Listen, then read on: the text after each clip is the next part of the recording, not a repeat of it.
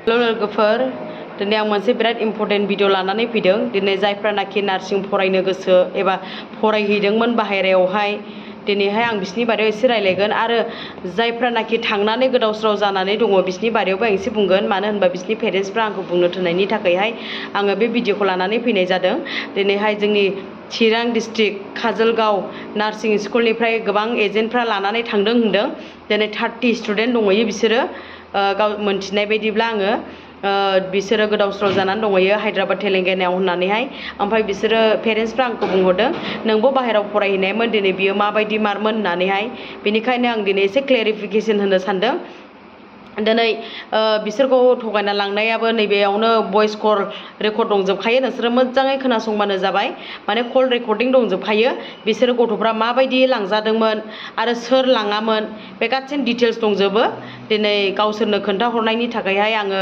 भिडिअखौ होनाय जागोन नोंसोरो खोनासंबानो जाबाय दिनैहाय जायफ्रानाखि नार्सिं फरायनो गोसो बाहेरायावहाय नोंसोरो मोजाङै खोनासं गोदाव सोराव थांलाबायनो नाङा नोंसोरो फार्स्टआवनो मानो लोगोफोर फार्स्टआवनो 12 पास जाथारनांगोन आगैमोन नोंसोरो उइदाउट 12 पास नोंसोरो साइन्सआनो जा आर्ट्सआनो जा बेखौ खालामग्रोनांगोन दिनै मोनथिनाय बायदिब्ला दिनै 12 पासबो नङामोन ओमफ्राय बिसोरखौ साखरि होगोन आरो फरायनोबो मोनगोन होननानै लांदों नाथाय बिसोरखौ फायखाना सुग्रा पेसेन्ट केयार खालामग्रा पेसेन्टफोरखौ थुखैग्रा खालामहैदोंनो लांनानैहाय दिनै बिसिनि मिन्थिनाय बायदिबा दा गथ'फ्रा फैगासिनो दङ दिनै बिसोरो आं मैया मोनावहाय आं खबर लादोंमोन गार्जेनफ्रा आंखौहाय एसे खबर लानो थिननायखाय बिसोरो नाम्बार हरनायखाय आङो खबर लानाय जादों दिनैहाय आंबो बाहेरायाव फरायनाय हिसाबैहाय दिनै गार्जेनफ्रा एसे बुंजानो लुबैनायखाय आङो बुंनाय होनाय जाबाय दिनै 12 पास जाथारनांगोन 12 पास जानानै मानो जिखुनु 12 पासआनो जा BA पासआनो जा जायखि नार्सिं कलेजावहाय नोङो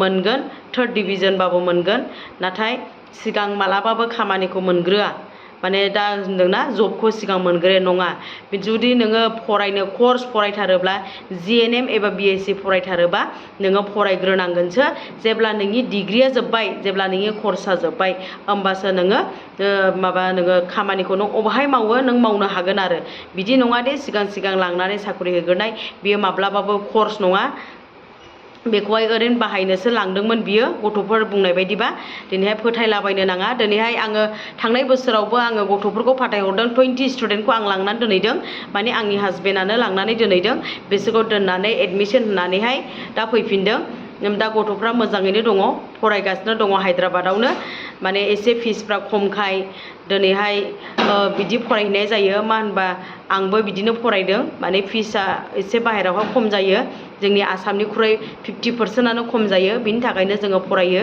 सेम कर्सखायनो जोङो बाहेरायावबो फरायनो हायो नाथाय जोङो मोजाङैहाय हुसियार जानांगौ गोदाव सोराव एजेन्टफोरजों थांलाबायनो नाङा देग्लायबो एडमिसन लादों आंनि आन्डाराव नाथाय जोंनो दोनलांगोन पेरेन्टसफोरखौबो जोङो लांगोन बिमा बिफायाबो थाङो गोसोबा थांनो हागोन ओमफ्राय थांनानै एडमिसन होनानैहाय जोङो फैनाय जायो पेरेन्टसफ्राबो मिन्थिजोबखायो दिनै गोबां गथ'फोरानो बेफोरबायदि फरायनाय दङ नाथाय दा जायफ्रा लांदों नै दा थांदों बिसोरो गोदाव सोराव जाहैनायनि थाखायहाय पेरेन्टसफ्रा बुंनो थिननायखाय आङो एसे बुंना होनाय जाबाय दिनैहाय नार्सिं कलेजाव थांनोब्ला जोङो मा नांगौ ना इम्पर्टेन्टआ जोङो मानो फार्स्टआवनो हायार सेकेन्डारिखौ जोङो पास खालामथारनांगोन ओमफ्रायसो नोङो सेलेक्ट जागोन ना जाया बेखौ जोङो कलेजाव डकुमेन्टसफोरखौ हरग्रोयो ओमफ्राय जुदि सेलेक्ट जाबायबासो जोङो एडमिसनखौहाय लानो हायो आरो बिदिनो जानला मोनला थांनाय लोगो खामानि मोनहैगोन बे नङा आरोना दिनै नोंसोरो फुल रेकर्डिंखौ खोनासंबानो जाबाय दिनै जाय गथ'फ्रा फैफिनबाय दायो गोदाव सोराव जानानैहाय दा 20 स्टुडेन्टआ बेक जाफिनबाय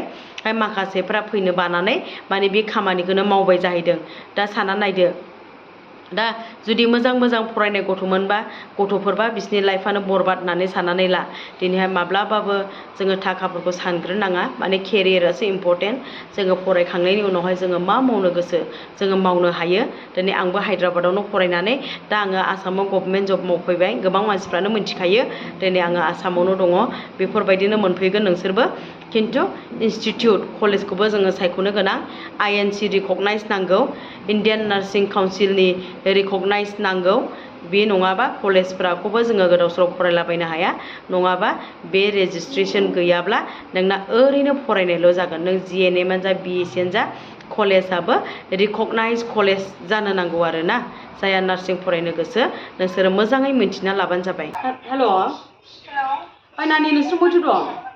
जों ट्रेनाव फैफिनबाय नामा?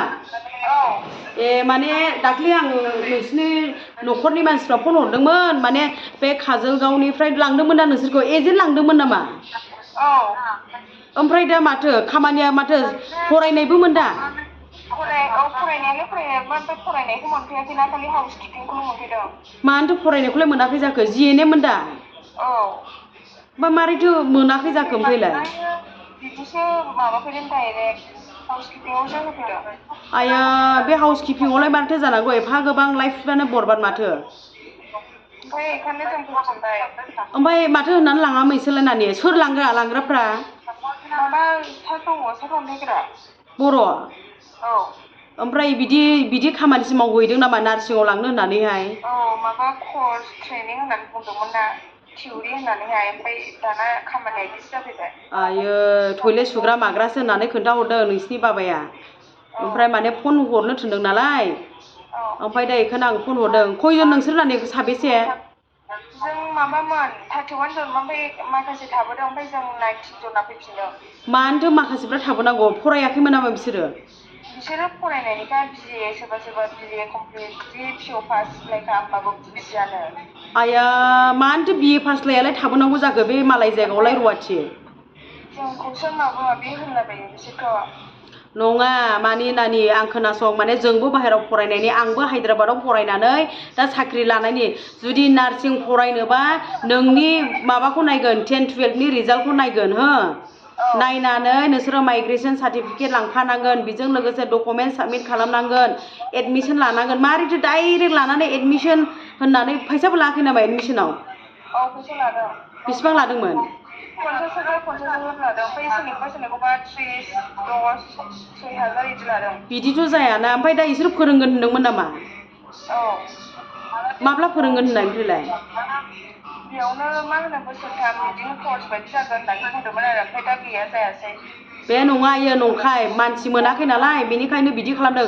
कर्सआथ' बिदि जायाना मारै मावगोन मारै फरायगोन फरायनायावनो एथ' गोरा जोंनो मिन्थिगौना जों फरायनानै। ओमफ्राय जोंबो बुंबाय जोंनियावहाय माबासो खालामफैदों जोंलाय बोरै टयलेट सुनांगौ होनना बुंदोंमोन आरोखि जों ओमफ्राय बुंबाय खामानियानो बेनोखासो होनो बेयावनि मानसिफ्रा सोरबा सोरबा। नाहरसाय ओमफ्राय बै माखासेफ्रा टयलेट सुनो थाबोबाय नामा? बेखौनो खालामनो थाबबाय खोमा आयो पेसेन्ट केयार माबा माबि खालामनोहाय। बेहायलाय बहा साख्रि मोनगोन नोंसोरलाय सार्टिफिकेटआ जास्ट एक्सपिरियेन्स सार्टिफिकेटल' मोनगोन। बिदिबाथ' जेनेबा कलेज हाबनो मोनखायाखै दा?